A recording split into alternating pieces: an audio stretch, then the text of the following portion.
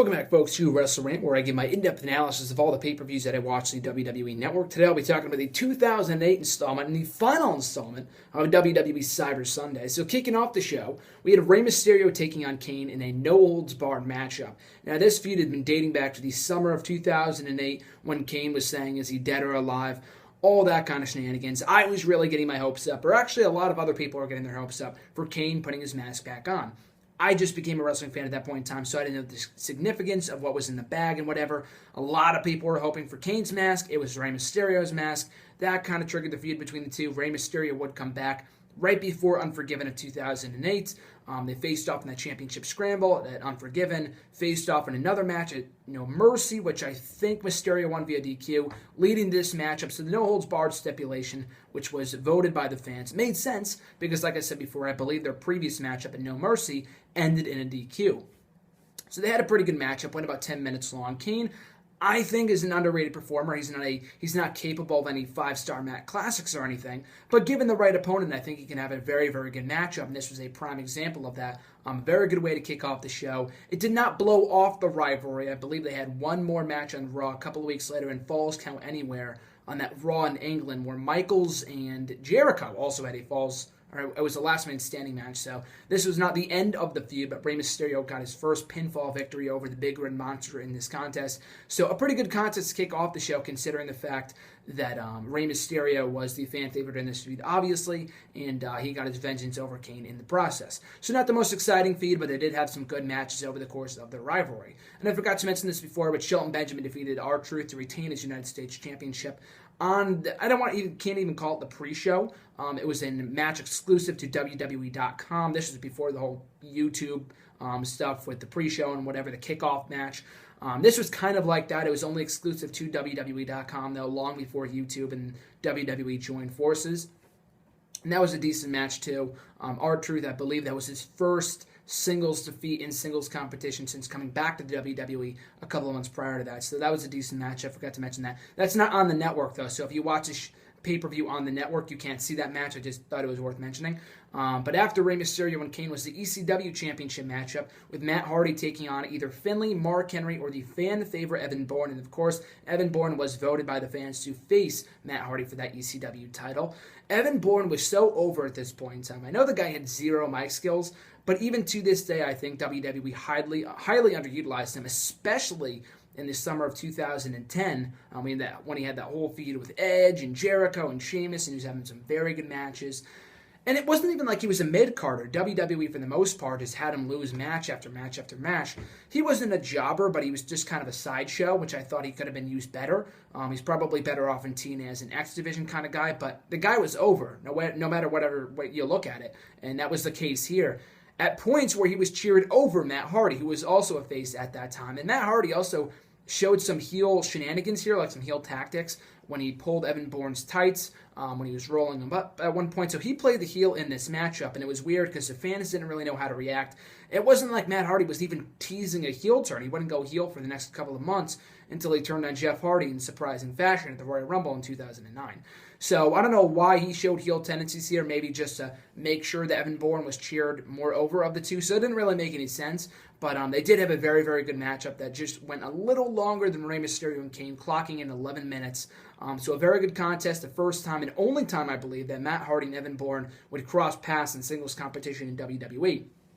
Matt Hardy was a very good ECW champion in the latter half of 2008, and going into 2009, this was a prime example of that with a successful title defense over the high-flying Evan Bourne. So a good title defense from Matt Hardy and a very good showing from Evan Bourne that showed that he was capable of so much more in his WWE run before he was unceremoniously released earlier this year. So up next, we had a tag team match that the fans could choose. It was either an intergender tag team match with William Regal and Layla taking on Jamie Noble and I think Mickie James.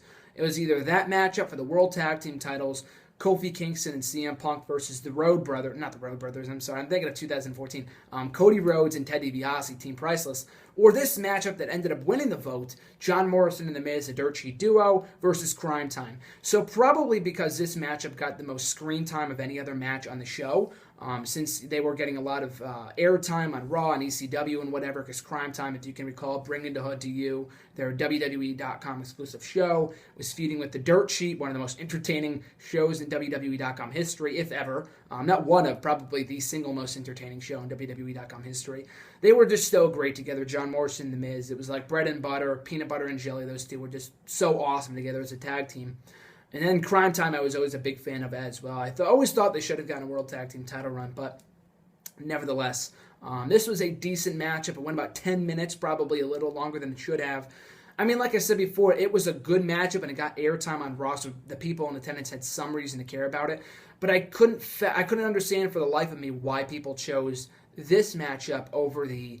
I don't know if it was supposed to be for the World Tag Team titles or what. You would think if Punk and Kingston versus Rhodes and DiBiase was for the tag team titles, that match would have been voted over this one. I don't think it was ever made official that match would be for the championship. I'm not exactly sure, but they did hold that championship the next night anyway on Monday Night Raw, so maybe they expected that match to happen here, Punk and Kingston to go over, win the non-title matchup, get a title match on Raw the next night. So either way, they won those World Tag Team titles the next night on Raw. So we got this match instead. Like I said before, decent matchup, nothing really all that special. But I did think it was worth mentioning that how entertaining both these tag teams were in their prime. The Dirt Sheet Duo and Crime Time, both teams were just so awesome. And their little fun feud I thought was very enjoyable for what it was worth in the latter half of 2008. So up next, we had a match of the Intercontinental Championship where the fans got to choose Santino Marella's opponent. It was either Goldust. Who was the other guy? Goldust. I don't think it was Roddy Piper. Let me just double check here. Oh, yeah, it was Roddy Piper. No, I guess. So, yeah, it was Goldust, Roddy Piper, or the Honky Tonk Man. Of course, people chose the Honky Tonk Man. He did not win by a very wide margin, but he still won nevertheless. And, of course, this was very fitting given the fact that up to this point, Santino, during his 2-month reign as Intercontinental Champion, and it's funny because the guy only held that title for about 2 or 3 months, but he was easily, and we're talking about Santino here, a comic relief figure in WWE, a comic relief, having one of the most entertaining runs as Intercontinental Champion in recent history. I mean, it's ridiculous how many times that title gets passed around nowadays, and how little people care about that title. But and Santino wasn't even a great champion. He was just so freaking entertaining. I thought this was when Santino was at his best with the honkometer and all that kind of stuff. So to bring in the Honky Tonk Man to do a one-off match with Santino with the title on the line, I thought was pretty cool. I was thoroughly disappointed, though, because the match lasted all of 1 minute before Beth Phoenix, who was a part of Marella with Santino at that time, made her presence felt by interfering in that contest, causing the Honky Tonk Man to win via disqualification. But a title cannot change hands via DQ or countout, only via pinfall or submission in a standard singles matchup, of course, as you know. So the fact that the matchup only went a minute, I mean, I guess at the time I was disappointed. Still watching it back, I was disappointed. But I guess I understand because the Honky Tonk Man was not in the best shape of his career at that point, obviously. So to give him a 5-minute matchup may have been asking a little too much. But to give these guys a minute and to give Undertaker and Big Show almost 20, I thought was a bit ridiculous. But it was what it was. It was fun while it lasted. After the matchup, the Honky Tonk Man, Roddy Piper, and Goldust would all perform their finishers on Santino to close that segment. So entertaining, a little bit disappointing, but entertaining. And this would also usher in the bringing back of Goldust, who appeared on Raw a few times maybe before this pay-per-view, but Goldust would go on to sign a full-time WWE contract before he would be released in, I think, 2012, before being brought back the following year in 2013, and the rest is history. So up next, we the Undertaker and the Big Show in a last man standing matchup. Again, not the most exciting feud over on Friday nights. Big Show is really trying to make his heel character work, but the two just do not have great matches. I mean, WWE tends to think, and this is going back to like 30 years ago with Hulk and Andre, and then that was a historic matchup for what it was. I mean, as the main event of WrestleMania 3, no one can deny that. It was one of the biggest matches in pro wrestling history. But WWE tends to think, or wrestling companies as a whole, tend to think that big man versus big matches are going to be good. Maybe they do sell. I'm not exactly sure. Maybe they're a draw.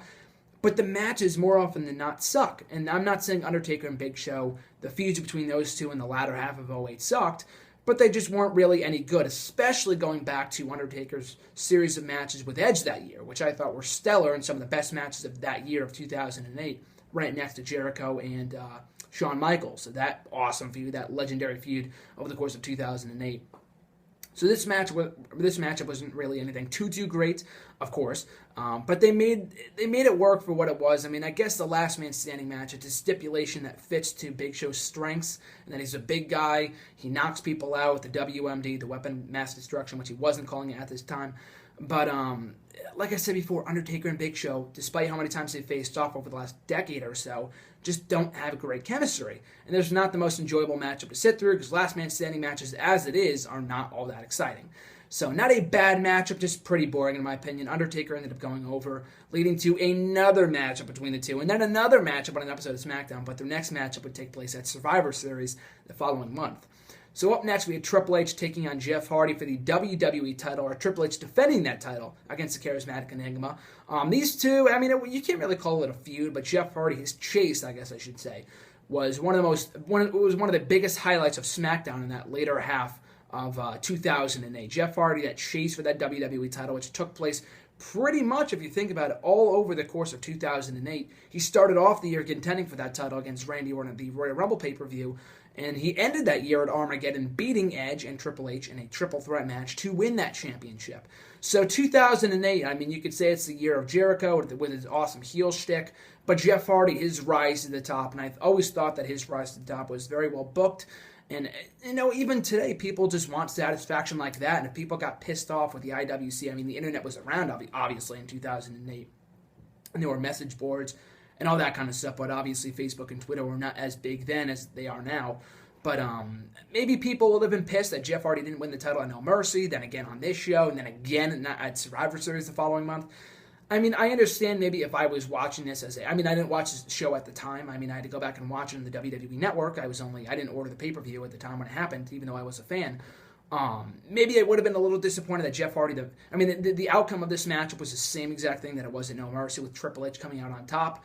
And maybe you could say Triple H buried this guy and that guy, and he didn't really bury Jeff Hardy. They had a great matchup. Jeff Hardy got in a lot of offense. He came in an inch of winning that WWE title match, or WWE title on this show, and Triple H was the better of the two with a clean victory. And like I said before, Jeff Hardy would go on to win that championship at Armageddon a couple of months later. But Triple H and Jeff Hardy have always had great matches. I think this was the only series of matches they really ever had.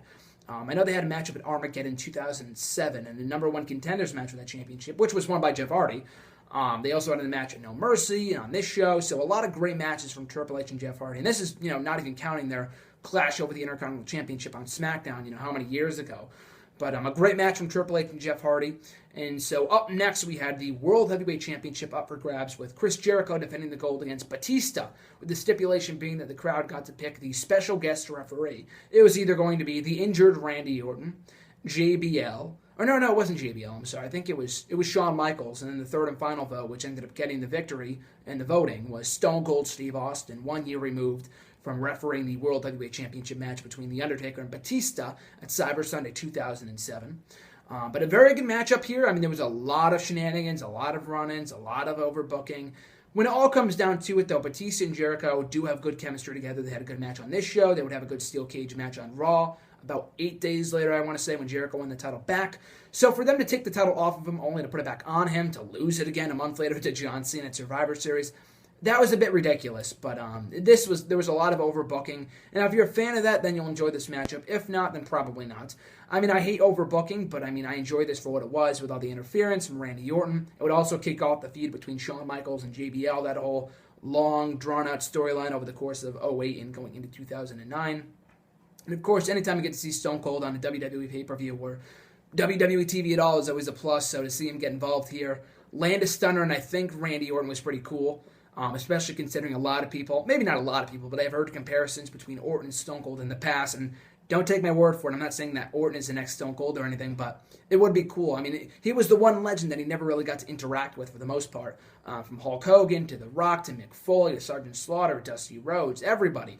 Orton has crossed paths with almost every notable legend in WWE history, and Stone Cold Steve Austin, in his Legend Killer days, and Stone Cold Steve Austin was unfortunately not a part of that list. So to see them interact on the show, I thought was pretty cool. Orton would be back in the ring, and I think the next couple of weeks or so. He was out with an injury at the time. But a good matchup for what it was. Went about 17 minutes. Batista came out on top to win his fourth World Heavyweight Championship, I want to say. I think it was his fourth. Because he won his first at 05 at the WrestleMania 21. The second one, he won, let's see, because he won it back from Booker T.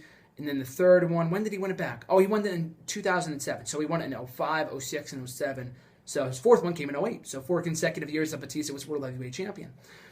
So good stuff. And I think actually Batista, if you think about it, actually he held a world championship in every year since the rise of his, from the rise of his character. From 05, 06, 07, 08, like I just said before. 09 he would be WWE Champion. 2010 he had one more WWE title run before he left the company in, I think, spring of 2010 too. But for what this was, a very good match between Batista and Jericho on this show. They would go on to have a rematch 8 days later on Monday Night Raw, which Jericho won back that gold and would go on to defend against John Cena at the Survivor Series pay-per-view in his hometown of Boston. But a good matchup to close the show. New World Heavyweight Champion crowned. Aside from that, there wasn't really anything newsworthy on this show aside from that new World Champion being crowned.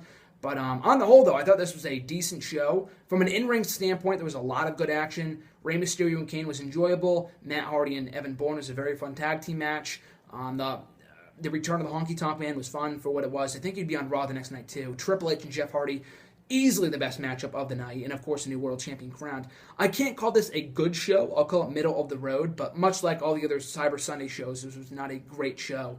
So I wasn't really surprised they ended up getting rid of it about a year later. And Cyber Sunday hasn't been seen since. And some people say, oh, should they bring back Cyber Sunday and all this other kind of stuff? I mean, it was a fun, innovative gimmick, but with the WWE app now and all that kind of stuff, there's really no point in bringing back that pay-per-view with the interactivity with fans and wrestlers and all that kind of stuff on Raw already. So there's really no point in bringing that concept back.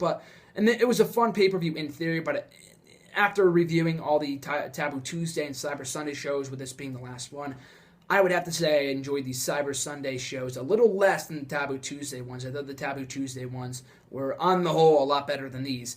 But even so, though, it was fun watching the show back, considering I grew up as a fan in this time period around 2008. So that's going to do it for my review of the 2008 installment of Cyber Sunday. I appreciate you guys watching. Always means a lot to me. So if you want to support the show, make sure to like, comment, and subscribe. I'll be back in my next video reviewing the 2009 installment of Bragging Rights. So just kind of going down the line here with all the October pay-per-views, and I'll also be talking about the 2010 Bragging Rights pay-per-view at some point here on the show as well. So like I said before, make sure to like, comment, and subscribe. I'm Graham Jason Matthews, and I'll catch you guys soon.